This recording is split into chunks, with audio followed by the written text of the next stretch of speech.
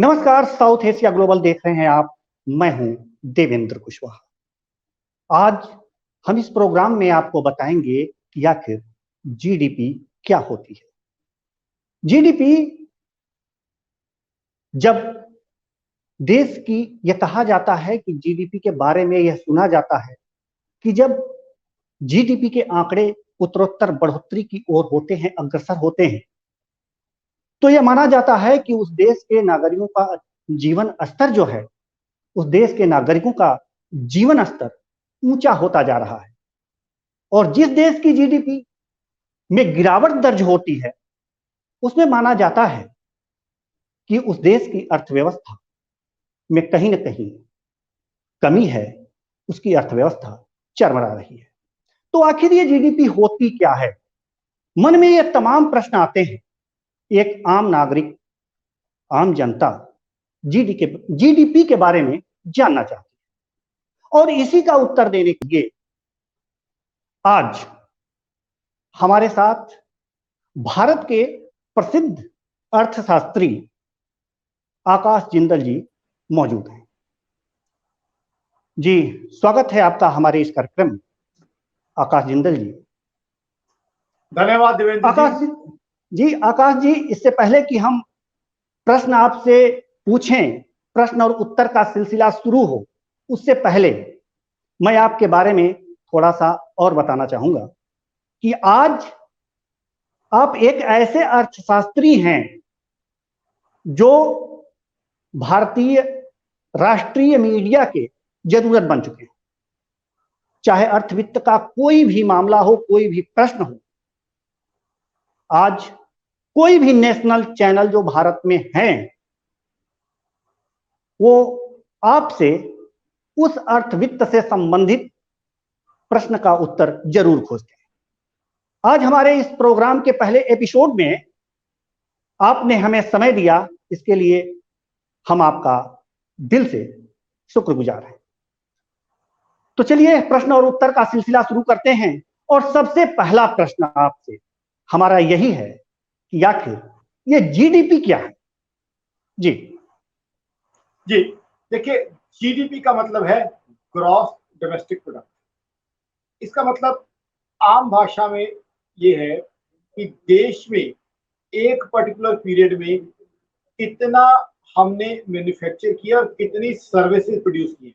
यानी इसको कहा जाता है, इसकी डेफिनेशन ये है, sum total of all manufacturing and all services offered in during a particular period in a particular country. तो यानी राष्ट्र के अंदर एक पर्टिकुलर क्वार्टर में, एक पर्टिकुलर साल में कितनी हमने इकोनॉमिक एक्टिविटी की, कितना कामकाज किया, कितना रुपए पैसे कमाने की तरफ हम बड़े आम भाषा में कहें। और जीडीपी को और आम भाषा में समझाऊं तो जीडीपी बताती है कि फाइनेंशियल एंगल से, इकोनॉमी के एंगल से एक देश की कितनी तरक्की हो रही।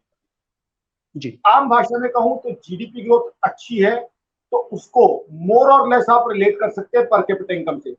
अगर जीडीपी ग्रोथ अच्छी होगी, काफी अच्छी होगी, तो संभावना यह है कि पर कैपिटा इनकम, प्रति व्यक्ति आय अच्छी होगी।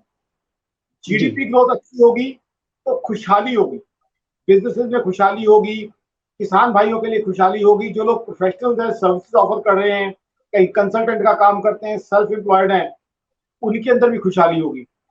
और ये एक ओवरऑल कॉन्सेप्ट है और एक से दूसरा सेक्टर कनेक्टेड है। सिंपल सी बात करूं, आज अगर बिजनेसमैन कमा रहे हैं तो रेस्टोरेंट्स में जाएंगे, पार्टीज करेंगे, मीटिंग्स करेंगे, अपने परिवारों को लेके जाएंगे।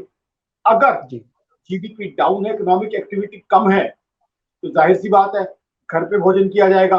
अगर भगवान ना करे उससे भी कम है, तो घर पे भी भोजन करते समय व्यक्ति ये देखता है कि कौन सी चीज खाने के लिए बहुत जरूरी है वो लाऊं, और कौन सी चीज नहीं जरूरी वो ना लाऊं।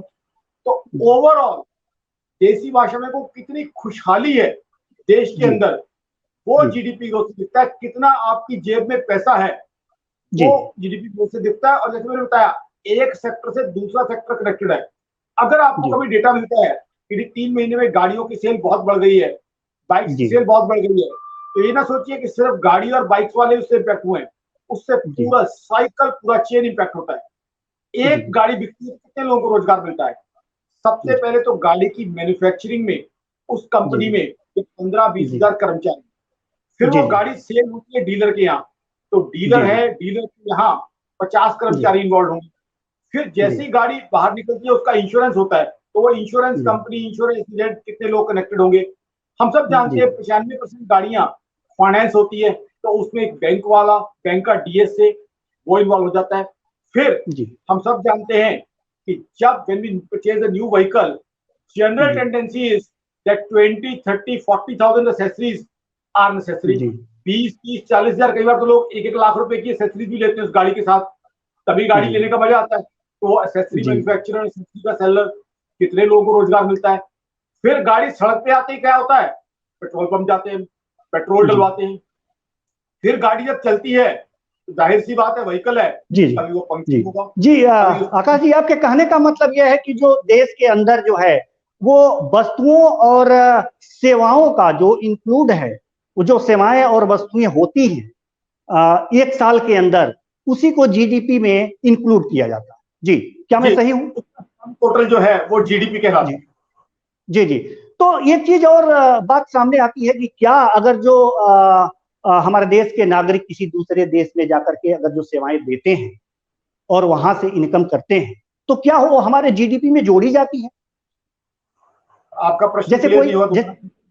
जी जी, मैं ये प्रश्न पूछना चाहता हूं कि सेवाओं से संबंधित भी है और वस्तुओं से संबंधित है, जैसे प्रोडक्ट हैं और सर्विसेज हैं।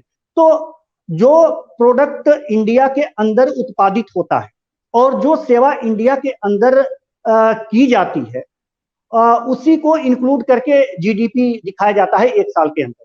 लेकिन कुछ देश के जो हमारे नागरिक हैं, वो मान लीजिए यहाँ का कोई व्यक्ति है, भारत का कोई व्यक्ति, और अगर जो वो दूसरे देशों में जाता है, जैसे अरब कंट्रीज में बहुत लोग कमाने जाते हैं, गांव के लोग कमाने जाते हैं, तो एक सरल भाषा में मैं समझना चाहूंगा कि क्या जब वो वहां के डॉलर्स या जो भी टका या जो भी वहां की मुद्रा है उसको कमाते हैं और इंडिया में भेजते हैं, तो क्या वो भी जीडीपी में जोड़ा जाता है? बिल्कुल, बहुत आपने क्वालिटी प्रश्न पूछा। देखिए, हमारे देश के बहुत से कर्मयोगी ऐसे हैं जो बाहर विदेशों में काम करते हैं, उनके परिवार यहाँ हैं, उनको रेमिटेंसेस भेजते हैं। जी हाँ, वो जो रेमिटेंसेस भेजते हैं, उस रेमिटेंस से क्या होता है, उनका परिवार यहाँ पे सामान खरीदता है, उनके बुजुर्ग माता पिता के इलाज में खर्च आता है, पत्नी और बच्चे जो उससे शॉपिंग करते हैं, घर बनाने के काम आता है, घर पे कोई गाड़ी ली जाती है, तो जाहिर सी बात है उससे जीडीपी बढ़ती है। और जीडीपी बढ़ने के साथ साथ दूसरा काम भी ये होता है कि उससे फॉरेन एक्सचेंज भी आती है। हमारे जो फॉरेक्स रिजर्व हैं, विदेशी मुद्रा भंडार भी स्ट्रांग होता है, और वो किसी कंट्री के लिए बहुत इंपॉर्टेंट है। उन्होंने इकोनॉमिक एक्टिविटी वहां की, वो कुवैत में लगे हुए हैं, अरब कंट्रीज में लगे हुए, इराक में लगे हुए, इकोनॉमिक एक्टिविटी वहां की, बट जो रेमिटेंस वहां भेजी, उस रेमिटेंस का यहाँ इस्तेमाल हुआ। उस रेमिटेंस का इस्तेमाल कैसे हुआ? उस रेमिटेंस को यूज करके उनके परिवार ने कुछ शॉपिंग की यहाँ पे। उनके पेरेंट्स को अगर इलाज के लिए पैसा चाहिए था, उन्होंने शायद किसी पैथ लैब से जाके अपना मेडिकल टेस्ट कराया तो वो सर्विस खरीदी। शायद उन्होंने घर के लिए कोई खेत था तो वहां के लिए ट्यूबवेल लिया तो वो सामान खरीदा। तो जो उन्होंने यहाँ भेजा वो पैसा यहाँ यूज हुआ, या बैंक में एफडी भी कर दी, बैंक ने आगे लोन लिया और लोन दिया तो उससे इकोनॉमिक एक्टिविटी, तो उससे यहाँ की जीडीपी बढ़ गई।